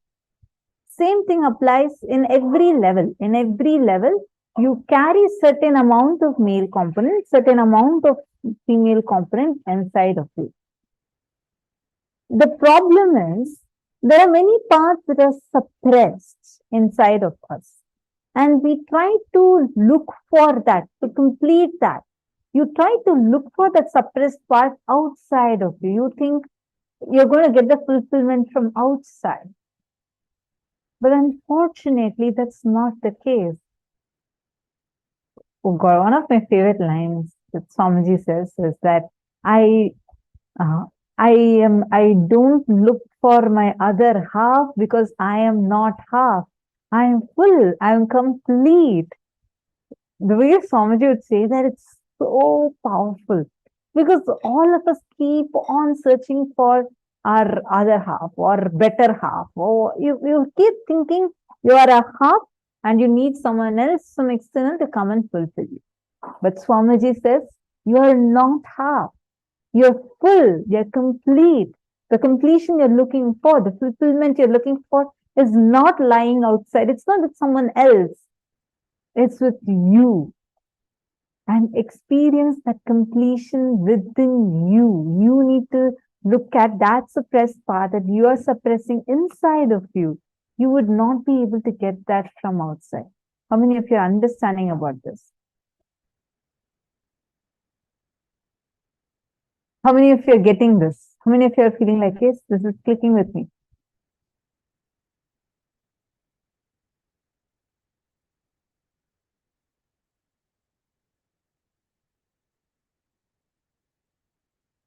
Yes, yes, yes. Oh God, so many of you. Wonderful. So this is why today, learning about Ardhanareeshwara, you're going to be learning and manifesting that completion space. Understand, when you are complete with you, you would be radiating so gracefully. The grace will be just oozing out of every pore of you. Like, even the people who see you would say that, wow, there's something so different. You're looking so beautiful. And you just be radiating. That is what you're going to be experiencing today, because you're going to be completing with you. Arjun Ravishankar, kind of, but I have a lot of questions. Go ahead. Arjun Ravishankaraya, go ahead and please post your questions. And I also request all of you to please come on camera, especially in the male side. It is such a great insight, yes. Actually, when you learn about it, Pankaj Kankaraya, when you learn about it, you will see slowly that completion would start manifesting. Oh, sorry, that is Pavan Kaya. I think I just got mixed up. Yes, it will start manifesting through you like as grace. See, understand, every one of us have the capacity to experience fulfillment from within us. But the problem is the society has always taught us, trained us to think, okay, if you want fulfillment, you need to get it from outside. The way Swamiji explains, you can actually literally see how Swamiji is. Like, actually, in the whole world, it is only Swamiji's life which is the most publicly recorded life, publicly available life.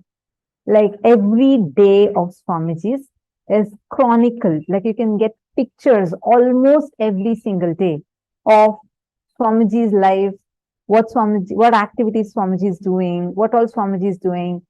And Swamiji will be sitting, for those who have met Swamiji physically, and if you have had the blessing to live around Swamiji, you definitely know what I'm talking about, because the way how Swamiji would be living, right? He'd be just sitting in the courtyard. All of us, Gurukul kids, Adi Navasis, and program participants, everyone will be sitting around Swamiji. Swamiji will be sitting there and sipping a cup of coffee, just sitting in his swing, initiating us, being so blissful. And the way how Swamiji would be, like there is nothing from external that can take away that bliss nor add any extra bliss. You just be blissful. Many times he will even enter into samadhi just sitting in a swing, and all of us would be sitting around Swamiji. Like we'll have like about easily 100 people, almost more than that, sitting. How much ever could fit into the courtyard, everyone would be coming and sitting and doing the power manifestation. And some people will be coming and having their lunch over there.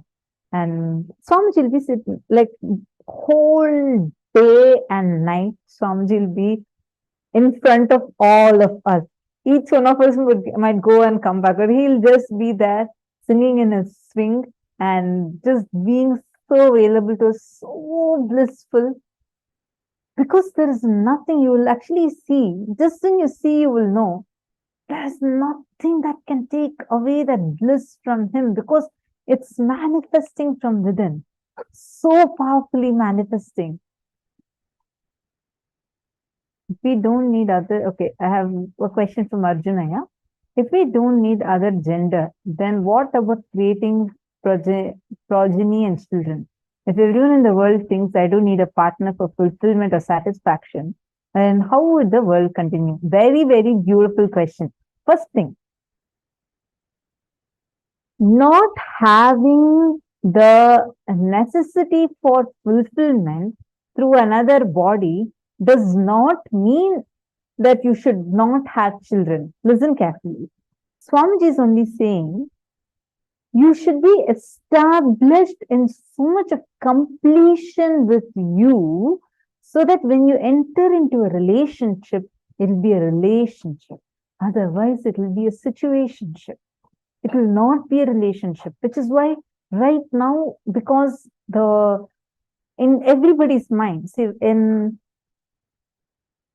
a married couple are sitting in a room, there are not just two people, there are four people, because one, the husband is there, and husband's imagination of the wife, and the wife's imagination of the husband.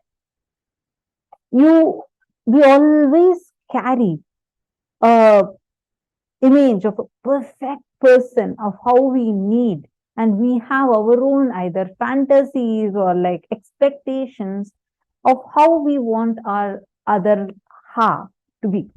And we think that, okay, only that is going to give me the fulfillment. And you go on trying to fit the other person into that frame. And the other person also keeps continuing to do the same, which is why we end up in conflicts, especially given that the movies and social media, all of these keep feeding that into you. more and more. You keep picking the ideas. Okay, so this is how I should look. This is how my wife should look. This is how we should be. These are the couple goals. See, all these things induce a certain idea inside of you. And then based on that, based on the movies, based on the social media, you project that. And you start judging the other person, judging your relationship, judging yourself based upon that. And when you enter into a relationship, you start many times you do a lot of deep insecurity. And all of these things are not really going to give you the fulfillment. They may give you agitational gratification, but never the real fulfillment. At that few moments, you might feel gratified, but not fulfilled. Because the real fulfillment will happen only when you are in completion. When you're in completion, the whole relationship, both of you would be sitting together to manifest Paramashiva through you. That is Tantra, where you decide and you and your partner sit together, both of you decide to enter into the space of completion and decide together to manifest Paramashiva through you and manifest that ultimate space. Understand that is what is manifesting Tantra, where you can have how many ever number of children that you want. In fact, Swamiji says you should, every Hindu, living, practicing Hindu should give birth to at least 10 children. Only then Hinduism can flourish more, and give at least 5 to Kailasa, let them grow up in Gurukul. So it is not against you giving birth to children, but it is against you going into your act without establishing yourself in the space of completion, which will lead to further incompletion. Are you understanding here? It's something very, very important for us to cognize and understand. There's already too many connotations, like false ideas and loaded information put about this inside us. Movies give us a lot of things. And the kind of way the society treats this. But the moment you first discover you, that is why Swamiji says, till the age of 21, you should strictly follow the vow of celibacy. Because it takes till the age of 21 for you. That's why we have the practice of brahmacharya, where you take up the vow of brahmacharya and you practice celibacy. Because only then, inside of you, you will discover you. Till then, you are not mature enough to handle yourself. So when you get into a relationship with another person, you will neither be mature enough to handle yourself nor the other person, leading to a deep-rooted incompletion. How do we complete it ourselves? So you learn that here. Today we are going to do step-by-step completions, and you'll learn that process today. All right. I request all of you, do not miss out on any sessions today. Please make sure that you're attending every single session.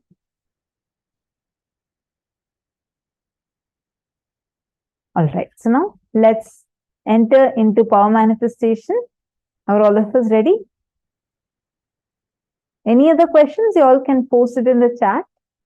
Feel free to ask your questions. If you don't want your names to be read out, then you can just put it as a direct message to PSM Tech ID.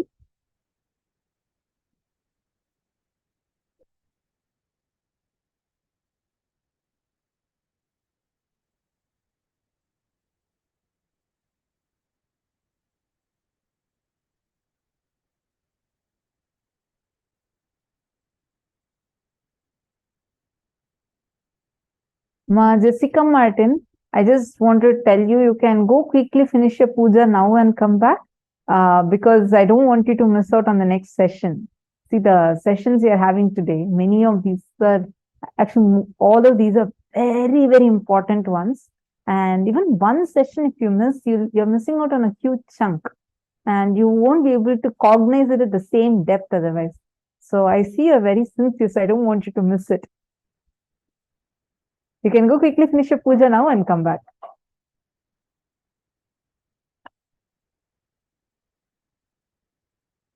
Okay, let's now enter into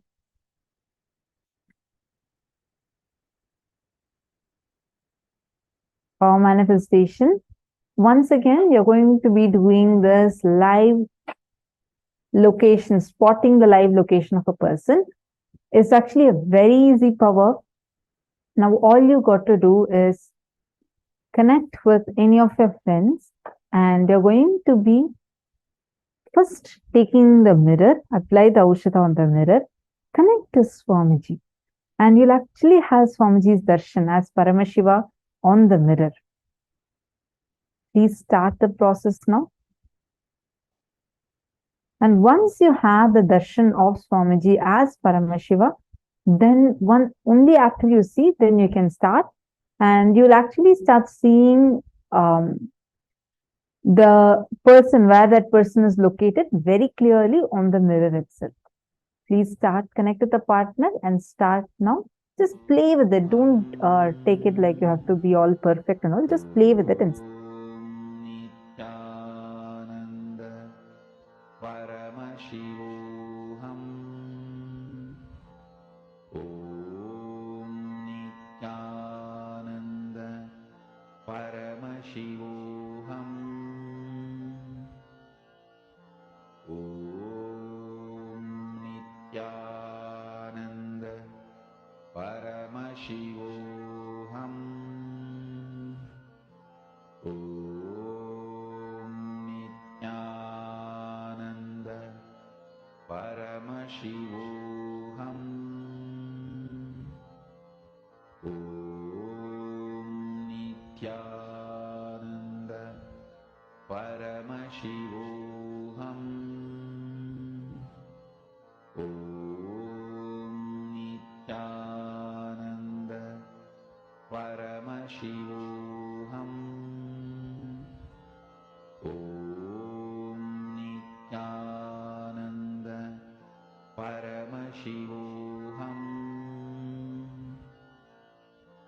Om Nithyananda Paramashivoham.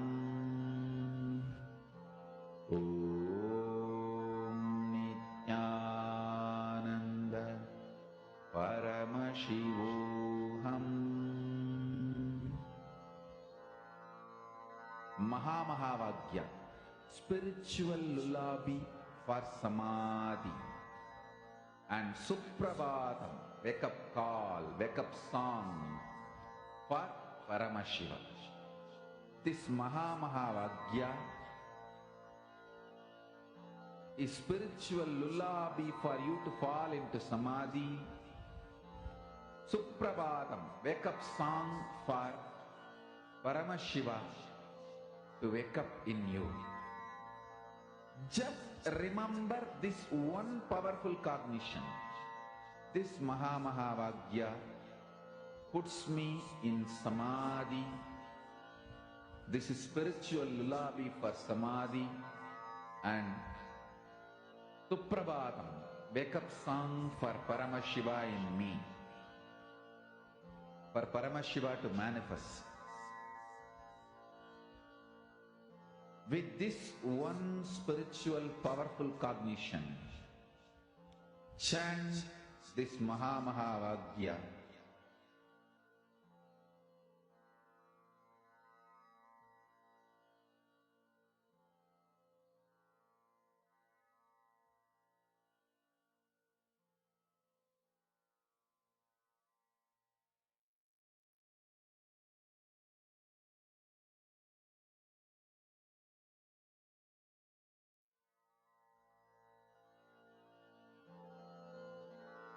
Mahamahavaagya, spiritual lullaby for Samadhi, and Suprabhatam, wake up call, wake up song for Paramashiva.